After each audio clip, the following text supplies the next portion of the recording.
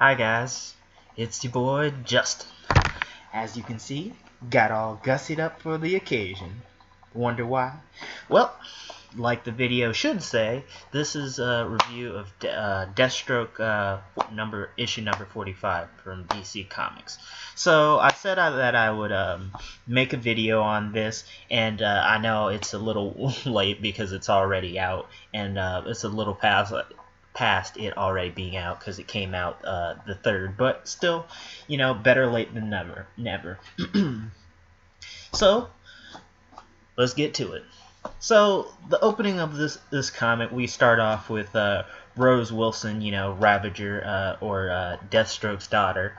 I don't know if she's been referred to as Ravager yet, but if for most of the hardcore DC fans, that's Ravager, Deathstroke's daughter.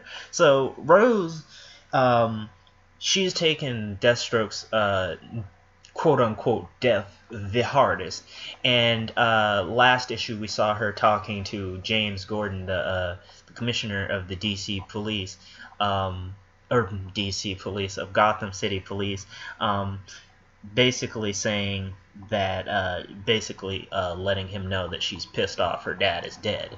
And so how does she take that anger out? Well, she basically suits up in her dad's suit and goes around to honor his last contract before his death, which is not the Lazarus contract, which was the one he took out on the Teen Titans, but this other one. And so in the middle of this contract, she infiltrates the place and she basically takes out all the hired goons, lickety split. And lo and behold, she runs into Shadow, who, for those of you not in the know or who haven't seen Arrow, is the mother of Emiko Queen, current Red Arrow, who's on the Teen Titans, led by Damian, aka the current Robin. And she is yes. So Shadow is the mother of Red Arrow, who's basically an assassin. So, and she's also one of Deathstroke's competitors, as Rose herself says. And so we get a little couple frame commentary from Shadow, talking to Rose, basically telling her she should quit while she's ahead.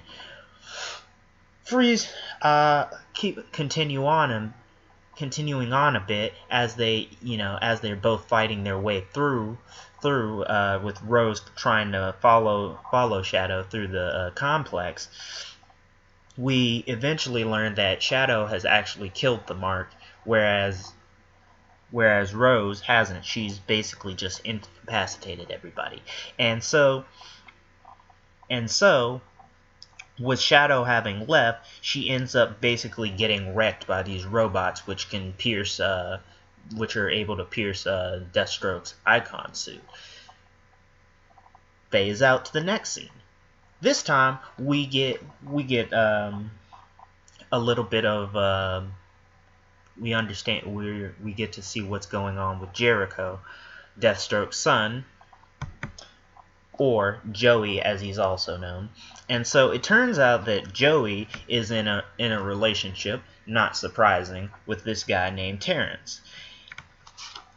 So basically that he's in there shaving and doing whatnot, making death jokes, because apparently his lover, let's say, is deaf. So they basically are having some type of a conversation through some type of app, I guess, that converts sounds or whatnot, or his mental thoughts to sound, because if I'm correct, Jericho still cannot speak because his vocals got cut out. So basically their planned evening is sort of interrupted by a call from Wintergreen telling Joey that his sister Rose is in trouble. Cut to Joey coming out, basically telling his love that he has to go. His love isn't really buying that, and basically complains that Rose and his whole family is really, really extremely messed up, and then to make matters worse, he pulls out the ring.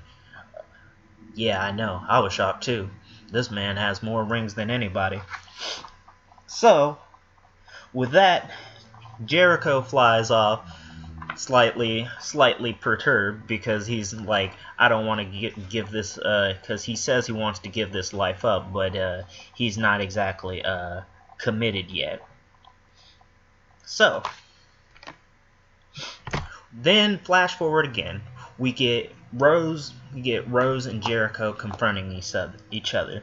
They basically are not on happy terms. Jericho saying that Rose really needs to give up this obsession with their dad, Deathstroke, especially after his quote unquote death. I don't know if I'm not really sure if I'm buying that, honestly, because I mean, sure, they could 100% kill Deathstroke and then, close out the comic, but to me, I think that would be a bad move on DC's part, because Deathstroke's a little interesting, plus Defiance, which was when he had a team composed of both his kids, Tara, Power Girl, Tanya Spears, and his wife Wintergreen, and Kid Flash, I believe, was actually an interesting team, but they tore it apart, unfortunately, so Kid Flash could be on Teen Titans. Anyway, I doubt Deathstroke is really dead, truly. But Rose and Jericho are straight up convinced that he is. Especially Jericho, because Jericho in the not the latest issue, but the last couple of I think it was the last issue.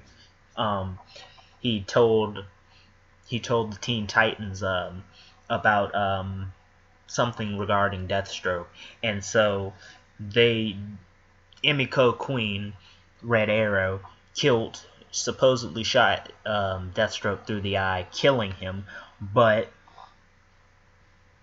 once again, I have my reservations about that. So anyway, in the middle of this conversation, they're attacked by robots. Now, these robots are the same ones that I said earlier that could,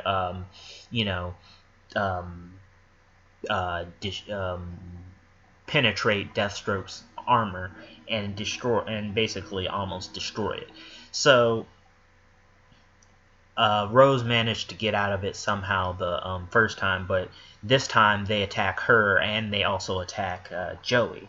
So while they're having this conversation, Rose decides to basically save Joey, but Joey is sort of pissed, and he basically tells her to leave it the hell alone, and that Shadow is manipulating Rose into going after Emiko and killing her personally. Rose, on the other hand, is like, yeah, guess what? I'll lend a hand with that death.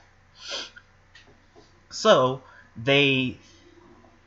Jericho picks her up and is basically about to fly her back to his apartment to tell her to sit the heck down so he can just go out to dinner with his love and figure out his love life, which is pretty complicated all throughout this run, I'll tell you. But Rose has other plans and basically shoots him down out of the air with her let's call it a blaster staff. And so, of course, he doesn't die because his suit absorbs a lot of the impact, but he is injured. And so, using some type of communication device built into the suit, or maybe just into his body, he communicates with his mom, who's just getting out of a meeting with one of her bosses, basically because her department, the DCI, has basically just had their budget cuts because of the border wall. So she basically says that she's on the way. Cut scene to Jericho lying on the ground, looking like he just got his behind beat by Mike Tyson in a truck. And lo and behold, the true villain, quote-unquote villain, comes out of nowhere. Lex Luthor. Now, if you don't know, DC is having an event called the Year of the Villain. I myself haven't checked it out, but part of it is that I believe Lex Luthor basically is going all across the multiverse, recruiting and/or just messing with villains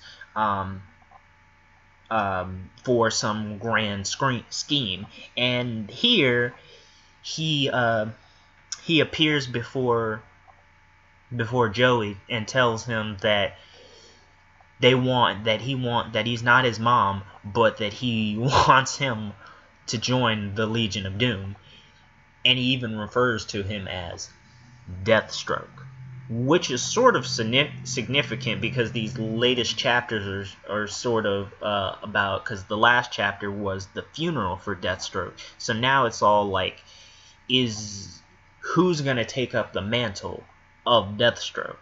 Personally, if anybody, I sort of would want it to be Rose myself, but I don't think that, that that Joey's in the right state of mind to do it, because out of all of them, he's honestly generally happy. But who knows what could happen with DC Comics. So that is my review of number 45. Some things to say about next videos. I will probably be doing some more DC Comics, like the Terrifics and the Wildstorm, which is, Wildstorm was a comic print company that produced series like The Wildstorm, The Authority, Planetary, and Gen 13, the one that pretty much everybody knows, but it was absorbed into DC Comics, and I guess they did a series starting, I want to say it started in 2016, but basically they've been doing 2 series to sort of augment, sort of bring them back to their heyday, and I guess it's set in a sort of alternate universe where some of the main DC characters are actually like the villainous counterparts.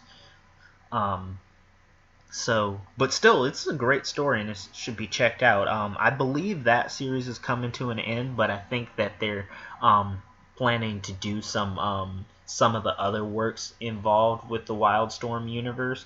So those are things to look forward to. But I'll be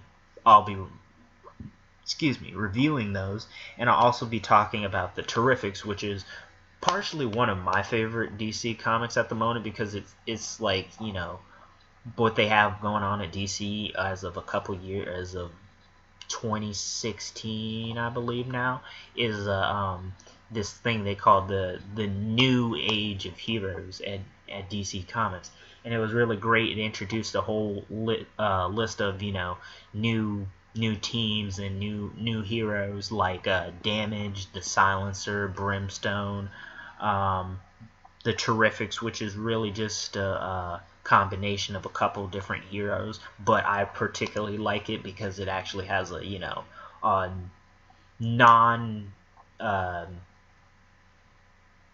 non-social justice warrior black male character who's not teenage, so he's not like Peter Parker or who's current Miles Morales or Static Shock, but he's still likable enough to be a good hero. So those are some things. I'll also probably be doing some anime reviews for a couple other series that I talked about in my video on what was upcoming for this series, for this season of anime, and I will also be doing probably a video on.